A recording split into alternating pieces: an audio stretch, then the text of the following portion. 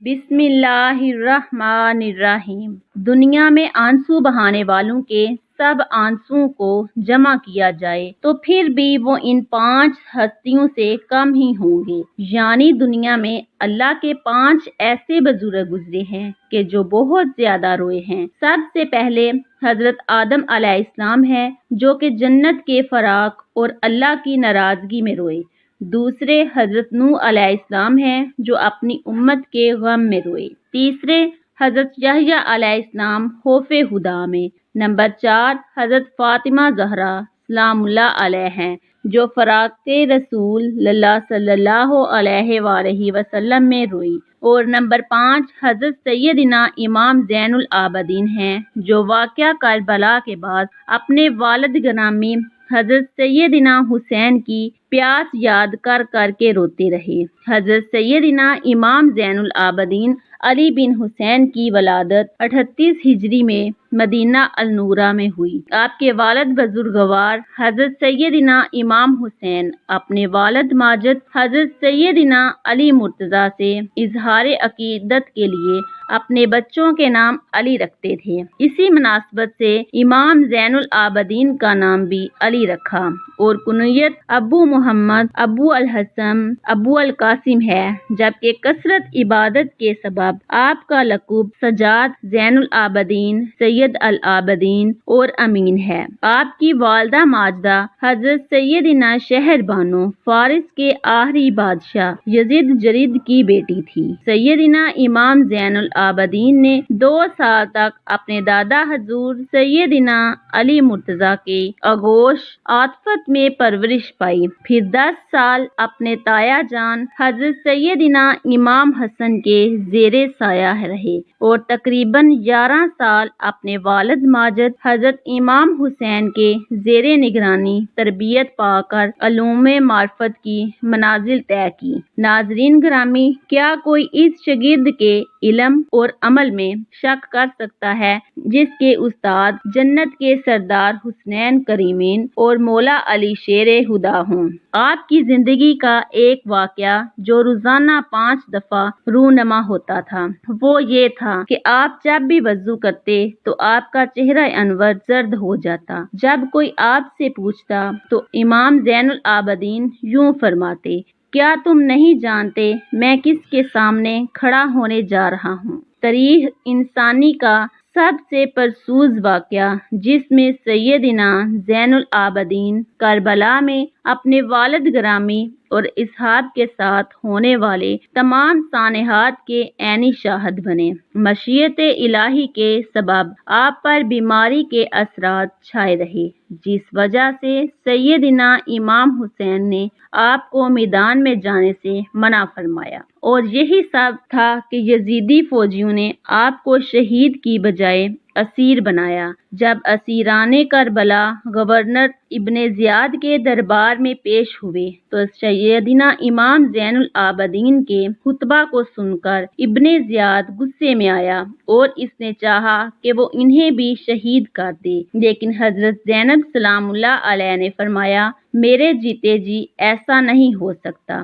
چنانچہ ایک عورت کے قتل اور بغاوت کے ڈر سے ابن زیاد سیدنا زین العابدین کو شہید کرنے سے باز رہا۔ اسی طرح جب حضرت امام زین العابدین خاندان رسالت کی باعظمت خواتین کے ہمراہ دربار یزید میں داخل کیے گئے تو آپ نے اپنے نانا جان کی طرح شیریں زبان میں نہایت فصاحت و بلاغت کے ساتھ خطبہ ارشاد فرمایا، اپنے پاک خاندان کا تعارف کرایا اور نواسہ رسول امام حسین کی عظمت بیان کی تو یزید کے درباری اور حضرت امام حسین کی شہادت سے ناآشنا افراد داڑیں مار مار کر رونے لگے اور ان کی آوازیں بے ساختہ بلند ہونے لگی۔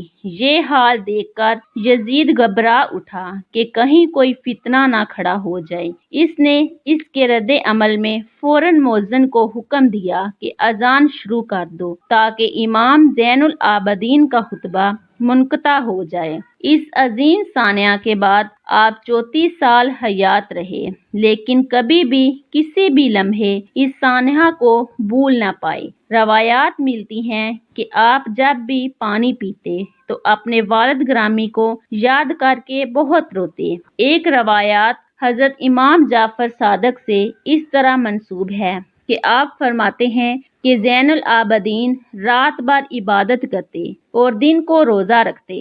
جب افطار کے وقت آپ کو پانی دیا جاتا تو آپ فرماتے کہ میرے بابا اور فرزند رسول کو پیاسا مارا گیا۔ آپ یہی بات دہراتے رہتے کہ دسترخوان آپ کے آنسوؤں سے تر ہو جاتا۔ کربلا کے بعد بھی بہت سے واقعات ہوئے، جیسا کہ واقعہ ہرا جس میں یزید کی فوج نے مدینہ پر حملہ کیا، لیکن اس جنگ کے متعلق آپ کی رائے کچھ سازگار نہ تھی، اس لیے امام زین العابدین اپنے خاندان کے ہمراہ مدینے سے باہر رہے۔ اس کے بعد توابین اور محتار ثقفی کا قیام پذیر ہوا، لیکن جب بھی انہوں نے امام سجاد زین العابدین سے رابطہ کیا تو آپ نے خیر مقدم نہ کیا۔ امام زین العابدین اخلاق محمد کی عملی تصویر تھے۔ ایک وقت ایسا آیا جب مدینہ منورہ میں سے بنو امیہ کو نکال باہر کیا گیا تو مروان ابن حکم جو کہ امام زین العابدین کا جانی دشمن تھا، اس نے امام سے درخواست کی کہ اس کے خاندان کو اپنے گھر میں پناہ دے دیں۔ امام نے اسے پناہ دی اور اپنے گھر میں مکمل حفاظت سے رکھا۔ آپ نے شورش ختم ہونے تک اپنے بدترین دشمن کی مہمان نوازی فرمائی۔ آپ ایسے مہمان نواز تھے بیک وقت 100 گھروں کی خفیہ کفالت کر رہے تھے۔ یہ بات تب ظاہر ہوئی جب آپ نے اس دنیا فانی سے پردہ فرمایا اور ان لوگوں کے گھروں میں راشن آنا بند ہو گیا۔ علامہ زہری لکھتے ہیں کہ امام زین العابدین ایک رات میں 1000 نوافل ادا کیا کرتے تھے۔ امام مالک کہتے ہیں کہ ایک دفعہ امام زین العابدین عبادت میں مشغول تھے کہ شیطان اژدہے کی شکل میں آیا اور آپ کے پائے مبارک کے انگوٹھے کو کاٹنے لگا، لیکن آپ ایسے مشغول عبادت تھے کہ آپ کا دھیان عبادت سے نہ ہٹ سکا، اس لیے آپ شیطان کے اس عمل سے بالکل متاثر نہ ہوئے اور آخر کار شیطان عاجز آ گیا۔ ابن عینیہ لکھتے ہیں کہ ایک دفعہ آپ حج پر گئے تو سب لوگ لبیک پکار رہے تھے، لیکن آپ نے لبیک نہ کہا۔ لوگوں کے پوچھنے پر آپ فرمانے لگے کہ مجھے ڈر لگتا ہے کہ میں لبیک کہوں اور اگر مجھے لبیک کا جواب مل گیا تو میں کیا کروں گا۔ خیر آپ نے لبیک پکارا اور آپ بے ہوش ہو کر اونٹنی سے گر پڑے۔ حجاج بن یوسف کے وقت میں جب آپ دوبارہ اسیر ہوئے اور لوہے کی بھاری زنجیریں باندھ کر آپ کو قید کیا گیا اور پہرہ دار متعین کر دیے گئے۔ امام زہری فرماتے ہیں کہ میں جب امام زین العابدین کو قید میں ملنے گیا تو میں آپ کو دیکھ کر رو پڑا، کہنے لگا کہ میری تمنا یہی ہے کہ میں آپ کی جگہ ہوتا اور یہ مصائب میں برداشت کرتا۔ اس پر امام زین العابدین رضی اللہ عنہ نے فرمایا کہ کیا تجھے یہ گمان ہے کہ اس قید و بندش سے مجھے کرب بے چینی ہے؟ حقیقت یہ ہے کہ اگر میں چاہوں تو اس میں سے کچھ بھی نہ رہے، مگر اس میں اجر ہے اور تذکر ہے اور عذاب الہی عز و جل کی یاد ہے۔ یہ فرما کر بیڑیوں میں سے پاؤں اور ہتھ کڑیوں میں سے ہاتھ نکال دیے۔ یہ اختیارات ہیں جو اللہ تبارک و تعالیٰ کی طرف سے انہیں عطا فرمائے گئے، اور وہ صبر و رضا ہے کہ اپنے وجود اور آسائش وجود، گھر بار، مال و متاع سب سے رضائے الہی عز و جل کے لیے ہاتھ اٹھا لیتے ہیں اور اس میں کسی چیز کی پرواہ نہیں کرتے۔ امام زین العابدین اگرچہ گوشہ نشینی کی زندگی بسر کر رہے تھے، لیکن آپ کے روحانی اقتدار کی وجہ سے بادشاہ وقت نے آپ کو قید بند کرنے کے بعد زہر دینے کا پروگرام بنایا۔